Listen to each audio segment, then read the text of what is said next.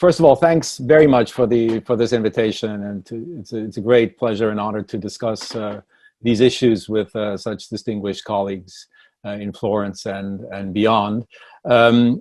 So in my brief input, I talk about direct democracy. So direct here only refers to citizens having a voting right on issues rather than on electing officials to representative offices. So it's not about the direct election of a European president and so forth. It's also not about assembly democracy, this idea of a strong democracy that you might know from, Benjamin Barber and others, and from ancient Greek democracy, where actually the people meet and make all sorts of legislative, executive, and judicial decisions. What I talk about here, and that's the third point on this first slide, is direct voting procedures as part of broader representative systems with separation of power. That's what I mean when I talk about direct democracy or direct voting. So this is possible in various ways, as we know. There are, for instance, agenda setting initiatives. We know this from the ECI. There are popular initiatives. That's the right of a group of citizens to collect signatures on a new legislative draft or policy and bring it to the popular vote. There is the figure of the mandatory referendum, which is the obligation of a government to put a new legislative text to the vote, or an international treaty that can be. We know this figure also from Switzerland, actually also the popular initiative. Then there are the various variations of referendums in the more precise sense of the term referendum. There is the facultative abrogative referendum, which the Italian listeners will know better than I do, because it's known in Italy and not in Switzerland. There's a facultative negative referendum. It's a right of a group of citizens to collect signatures in order to put a legislative text that has been adopted but not yet implemented to the popular direct vote. And then there are plebiscites. I use this term in a specific meaning. Of course, plebiscitum in the old Roman Republic meant something a bit different. But I refer to a plebiscite as the right of the government, and only of the government, to trigger a vote, to put a text to the vote or a policy decision to the direct popular vote. I'll come back to this in a minute later on. So, and then all of these different ways how direct democracy can be organized in representative systems, there are transversal variations. So there are different barriers to entry. The duration of signature collection is limited. The number of signatures is limited to a certain number, or the geographical representation of signatures can be determined. Then we can have all different sorts of aggregation rules, majority rules, double majority rules. We can have quorum rules. We can have federal aggregation of the votes, etc. And then the status of the result can be quite different. We can have consultative votes, and we can have legally binding votes. So this makes for a great variation. And of course, when we talk about the future of direct democratic voting in the EU, all of this might be on the table, but I'm not going to focus on everything in 15 minutes, as you can imagine. Maybe just some words on the plebiscites. I think in the future, I would like to see less of that. I would like this to be more of the past of direct voting in the EU, because consultative plebiscites are triggered by the government only. The text is chosen by the government only. The time of vote is chosen by the government only, and the result is interpreted by the government only. And we know, and I think that maybe a bad framing of direct democracy in the EU comes from the fact that we've had too many plebiscites and not enough direct democracy in the other sense of the word. I just remind you of the votes on the constitutional treaty in France and the Netherlands. It was rejected. Later on, more or less the same articles were part of the Lisbon Treaty, but then of course the people are not asked again because they gave the wrong answer the first time around. The Greek bailout vote on the austerity measures in 2015, the people rejected them. A week later, the government sends a proposal to Brussels that is at least as severe, if not more severe than the first, but of course it is not put to popular vote again because the people gave the wrong answer the first time around. And the UK Brexit vote, I don't want to talk much about it, also is, I think, an example of a consultative plebiscite. Now, don't get me wrong, I don't criticize the consultative plebiscites because I don't like the outcome. My criticism is a procedural criticism. I think they are clearly strategic instruments in the hands of the executive. And they're not, so to speak, popular rights. They don't empower citizens, really. So I think plebiscite is an unsuitable generic term for all direct democracy, as it's done in a Wikipedia article. They lead to all sorts of second-order voting, we know that, and the government interprets the results strategically. And I think this leads to more populist backlashes than anything else. Now, I don't want to say plebiscites in this sense are intrinsically bad. Maybe they have their place in democratic life at some point, but I think we should look elsewhere when we think of the future of direct democracy in the EU. We should look at the mixed systems with, for instance, facultative referendums, because I think they do offer additional checks and balances between parliament and voters. They authorize all sorts of non-elected representatives across party lines to form committees to collect signatures. They have a grassroots dimension. They, I think, include an accountability moment to those who make representative claims, because these claims have to be verified or can be falsified in popular votes. And I think they do offer, in general, an incentive system for more intensive exchange between representatives and voters during the legislative process, and not just every 4 years when there is an election. And I also think they put more responsibility on citizens, because when a law is implemented, then and citizens had the possibility to vote on it, that includes a co-responsibility then of the citizenship.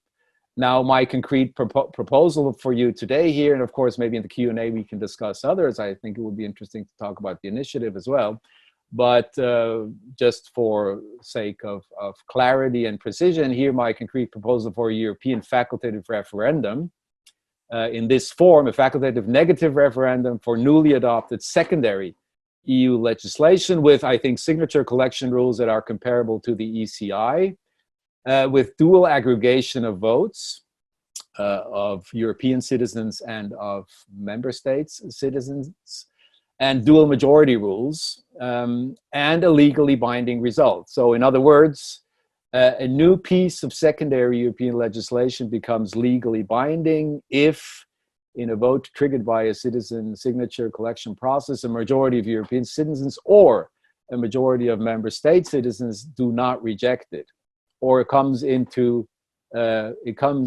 legally binding unless it has been rejected in a facultative referendum, to put it in very short words. Now, I do think we can think of some advantages of this, and of course, I'm happy to discuss the disadvantages and the downsides. Nothing comes in this world without any disadvantages. But I think the advantages, in my judgment, prevail. I think we would have more European moments of voting that unite all citizens as European and member state citizens at the same time. I think we would have an increased accountability of EU legislative representatives towards their national voters.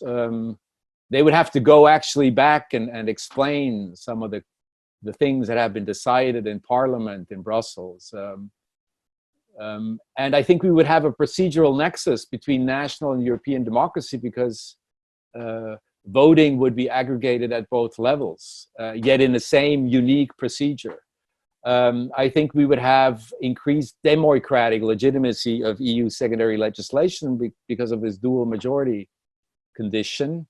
So the dual majority condition plays in favor of the large states. If a large part of the European citizenry against, it can't go through. But if a majority of smaller demoi is also against it, it can't go through. So this adds sort of a trust, an institutional trust. So I'll mention this at the end. Also, a citizen only casts one vote. So we don't have two different procedures like the national elections and the European elections. So we have one procedure where you cast one vote. You don't have to have a split personality. You cast one vote. It's simply aggregated at two levels. And this also, I think, it gives people a sense of how their political identity as European citizens and as national citizens is actually part of one and the same political project. I think it would foment transnational non-elected corps intermédiaires in the EU. You would see, committees, grassroots committees who team up to organize the signature process across the member states. And I think it could lead to an increased institutional trust in the EU. That is my proposal. I'm saying it's not the only one. I think it's maybe a start. I would be happy to discuss other figures like the initiative with you when we talk about the future of direct voting in the EU. I also am happy to discuss other forms of representative democracy that can be added. So I'm not saying that this is the only reform proposal that we have to think about. Okay, I think I'll leave it there. And I'm very much looking forward to the comments and the broader discussion. Thank you very much. Thank you very much, Francis, for your presentation on a topic that is with us for a while and still for a while, since a while and for a while. I want to steer our discussion maybe towards one thing that I think is worth having in mind and debating when we discuss the position of direct democracy within Europe and within the European polity. In your work, you at one point say democracy needs choice. And linked to that, you write, democracy requires that political decisions reflect citizens' preferences rather than elected representatives' interests. And from that, I would take that democracy needs choice as much as it needs engagement. And what I would like us to discuss and to have the conversation as a particular spin is this link between direct democracy and deliberative democracy at European level, because I think the more we have of the one, the less we need of the other, and vice versa. So if we discuss in this conversation direct democratic instruments at EU level, we might go back to the purpose of these decision-making, the democratic decision-making, which, as you rightly so write, is that political decisions need to reflect the citizens' perspectives and preferences and to be a legitimacy enhancing for the overall system, and that legitimacy is measured as a degree of acceptance of the polity, which then would lead to potentially compliance, adherence to rules, support, and permissive consensus. So if we take that as a given, I think we need to discuss direct democratic elements with deliberative democratic elements, and in the context of the EU, with participatory governance, and how we arrange for the EU polity to become more permeable also for these ideas. And I think that reflecting citizens' preferences, particularly elements of participatory governance and deliberative democracy, can be interesting to add to your different proposals on the design of direct democratic voting in the EU. When I speak about deliberative democracy, I'm not that much on rooted in Habermas two-track model, so not the transition for me is important, transition of preferences from the informal to the formal sphere, from the public to the more institutional.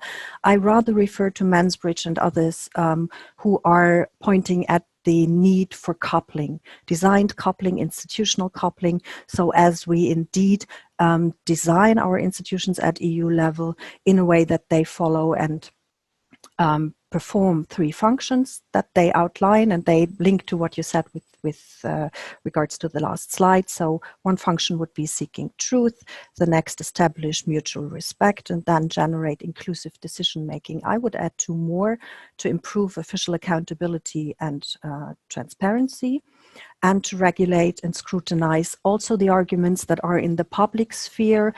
Elements of fake news and the debates that we currently see point at a good option of regulating these moments through institutional coupling. So how could we design such institutional designed coupling at EU level? Existing elements like participatory budgeting, the mini-publics, or even the communities of practice approach have been integrated already at various member states levels, but also at EU institutional level. The foresight focus, the current foresight focus of the Commission gives room for hope, at least from my point of view, that the community of practice element might be strengthened in the future of the Commission's preparation. Governance by technology can be an element where we indeed see an increase in participation through e-governance tools. And when we discuss, after our initial comments, the position of direct democratic and deliberative democratic tools in the EU, I think it is good to have the division between the aggregate dimension and the transformative dimension of democratic decision-making in mind, to understand which element can be boosted by direct democracy, deliberative democracy at EU level. So the aggregate dimension, meaning counting preferences to find a majority, which I would attribute to the direct democratic element of a referendum at the current moment, given that the ECI, the initiative type of referendum, is a little bit underdeveloped at the EU level. The transformative dimension, however, so discussing preferences to find consensus, is something that current day has become increasingly important to strengthen the purpose of democratic decision-making. And my argument would be, if we strengthen the transformative dimension of deliberative democracy in the EU, we might not need to invest a lot of thought for institutional engineering for the aggregate dimension, so for the direct democratic voting elements. And based on your background and expertise, I think the conversation will have a very, very good twist if we could bring the two together to discuss the interconnection between direct and deliberative democratic elements at EU level. And with this, I hand over to Juri. Well, thank you very much. I have really 2 points only. There's very much that I agree with in what you both said now, and also what you wrote in the papers, for example, that we should try to get away from the kind of plebiscitarian model. I think you're right to stress that we should really distinguish between initiatives on the one hand, referenda on the other, and think about them in quite different terms. So the two kind of complexes of questions that I had relate on the one hand to kind of the values that should be guiding us in thinking about democratic decision making and these instruments of direct democracy at the EU level. So what values should really guide us in opting for one or the other type of instrument? And then the second question is set of questions is more about kind of different concrete questions I had about the proposal that you suggest, and so how we can avoid maybe some of the pitfalls that you also mentioned when it comes to direct democratic instruments and so on. So first, and I think that's also, I guess, in the spirit of the conversations, we should kind of look at concrete proposals, but we should also think about what values should drive us in coming up with these kinds of proposals. So what values should drive or should guide us when we think about institutional design of direct democratic institutional solutions at the EU level? You mentioned, I think, on one of your slides, checks and balances, preference satisfactions of citizens, but also you said, and I think that was, you said it now in passing, it's more emphasized in the paper you sent around before, to say that the correct benchmark of legitimacy for any democratic decision-making device as such is therefore the degree of inclusion of citizens and degree of ex-ante outcome neutrality of the procedures rather than the outcomes themselves. I mean, you said earlier you think it's wrong to assess the outcomes. But I had a few questions about whether or not we shouldn't in the end, especially when we talk about what institutional instruments we should propose, to think about the kinds of outcomes that we will produce in doing them. So let's think about this first. This notion of value neutrality that you mentioned when it comes to selecting different instruments. So the first question I had about this was, could we actually be outcome neutral when it comes to the instrument design in something like a multi-level polity like the EU? And here I think my hunch is that every possible design that we will promote or that we can propose will promote some vision of a political order and will decidedly be non-neutral between them. So consider, for example, whether some direct democratic instrument, like a more serious European citizen initiative, should require both a minimum threshold of signatories across the Union and a minimum country-specific participation level, or just one or the other. So it seems to me that whatever kind of mechanism of preference aggregation we prefer and pick is going to be non-neutral about what kind of political order the European Union is meant to be. So at least in one sense, I think kind of what you describe as ex-ante outcome neutrality seems impossible. And how do we deal with that? I think second, that's a related question. Maybe I haven't quite understood what you mean by this kind of value neutrality. And there is a way of being outcome neutral when it comes to different proposals about direct democracy at the EU level. I think there's a separate question, namely whether we should be value neutral between them. So one important observation, I think, is you say that, well, we can't attach legitimacy by thinking merely about the outcome, and so we can't say it's a legitimate or illegitimate instrument based on some outcome, say the Brexit vote or something like this.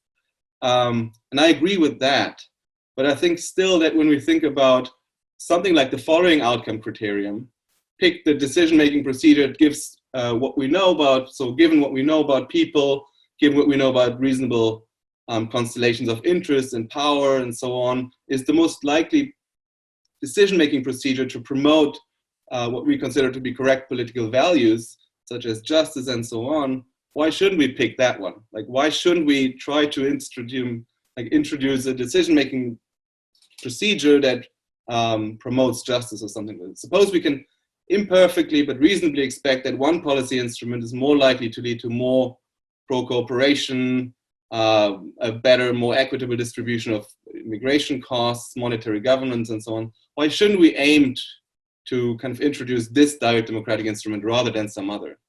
And I think, by the way, this is consistent with being kind of respecting democratic authority of the ones that we already have. It's just a different question. Should we also look at outcomes that are produced by the direct democratic instrument that we favor? So this is the kind of first set of questions I had about what kinds of values should guide us in picking different possible direct democratic suggestions. And then I had a couple of questions about the specific one that you proposed, the EFR instrument. So the idea that it's going to be legally binding, I think in one sense you make a very good case for them being legally binding. Only then will they have certain of the democratic advantages that you described. But I wonder if this can still come into tension with some of the other values that you described, such as some of the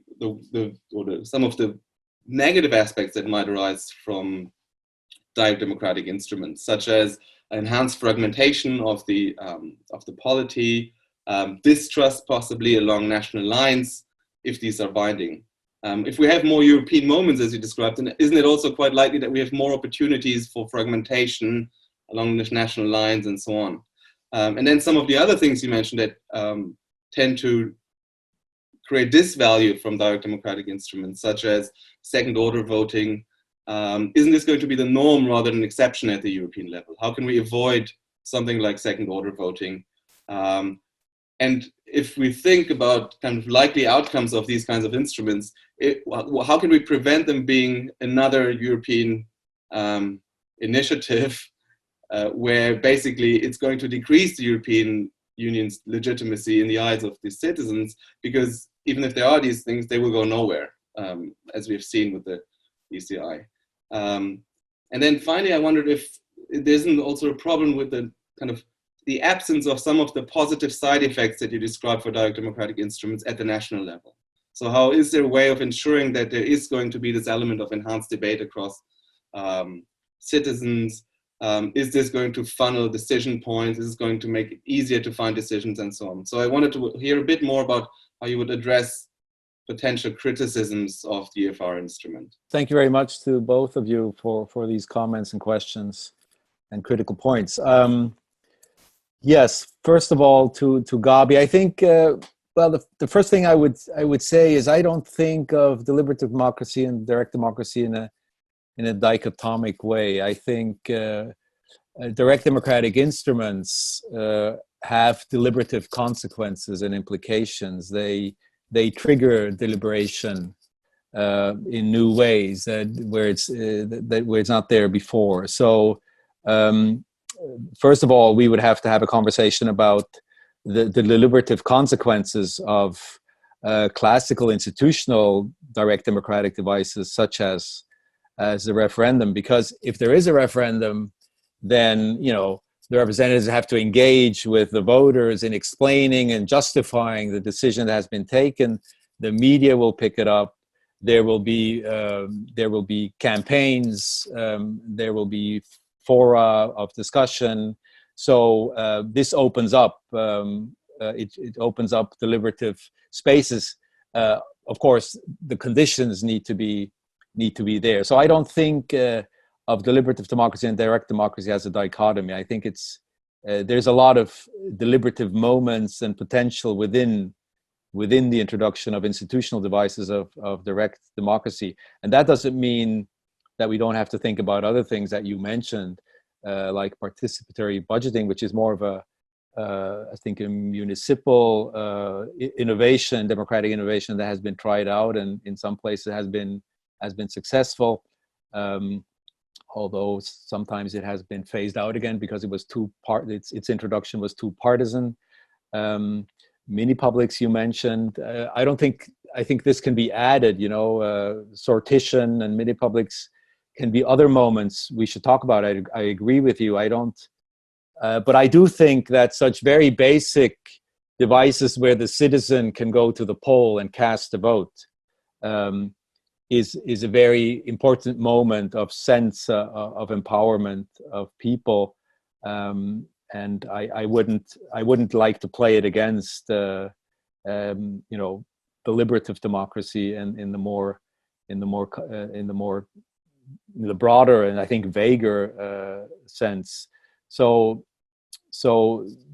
then I think that this transformative dimension, again, it's not something that is to be opposed against direct democracy as being purely aggregative, because we shouldn't think of this instrument only in the moment when the citizen actually casts the vote and then the vote is counted and of course aggregated, yes, but the long-term effect of the repeated voting and campaigning and collecting of signatures and the discussions that go on, at the street level, where those who collect the signatures talk to the citizens, they try to convince to sign up, etc. All of this introduces and implies a transformative dimension. So I would again not put in construe a dichotomy between the aggregative direct democratic instruments of the referendum and other transformative processes, because all of these transformative processes have some institutional basis. At least that's my idea of democracy. I don't think democracy is something outside of the state of procedures of institutions. It is implied in them. It comes with them. So leave it there for the moment. But it's a very, of course, very important to think about the deliberative implications of what we're trying to achieve with direct democratic devices. Juri, outcomes. Well, I realize, first of all, we know enough about voting systems, etc., that to find the true outcome neutral procedure is difficult. But I think as an ideal, I would stick to it. What you mean, I think, is something different. Of course, the meta outcome sort of is not. There's no outcome neutrality vis-a-vis the meta outcome, and the meta outcome here would be, in my sense, a sense of European political community. That's so we should choose instruments that foment and favor the creation of a European community. When it comes to concrete values, I would give you more of a Rawlsian answer. What we need is an overlapping consensus on procedures that are as outcome neutral towards the value system about which the citizens exactly disagree about. And the theories of justice about even the philosophy professors disagree about, etc. So in that sense, we need outcome neutrality. Maybe as a side constraint, of course, there are some outcomes we need to rule out. That is clear, but that's clear also for representative democracy, and that we do by, you know, international law, use cogens, etc.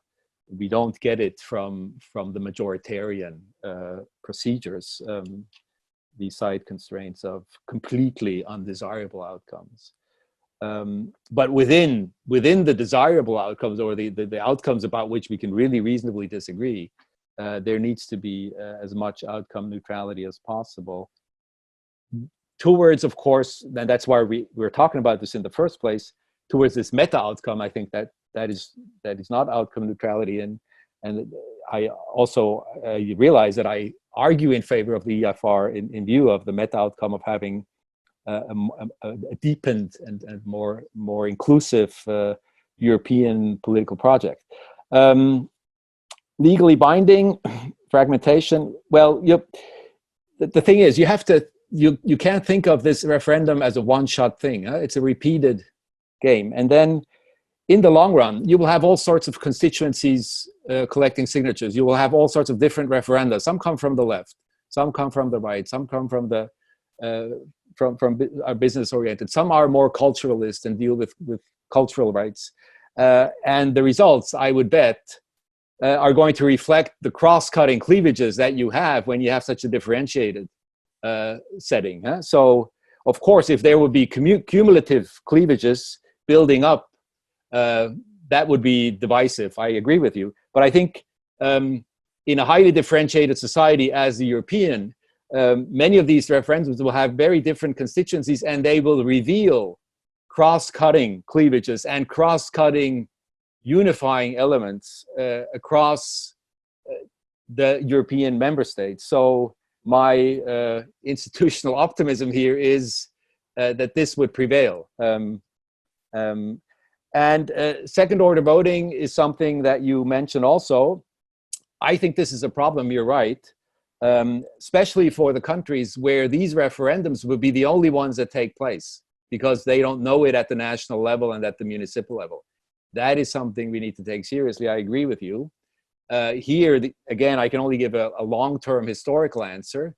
To the extent that this is successful, I think it would sort of have a trickle-down effect. It might transform the lower levels of government. And here I realize that I speak from a Swiss sort of historical perspective, because direct democracy in Switzerland, it didn't fall from heaven, and it wasn't introduced at only one level at once. It started at some level, and either it was upscaled or it started at a higher level, and it was adopted at the cantonal and the municipal levels with time. And only after 100 years, it became a sort of entire system. So, you know, I would leave it there. But I think if these votes are issue specific and they're induced by constituencies, by grassroots movements, bottom up, and not by governments, I think, at least from that point of view, second order voting is already less likely than when you have a government that asks you to answer a question and then you qualify the government and you don't answer the question. We'll leave it there. Thank you very much.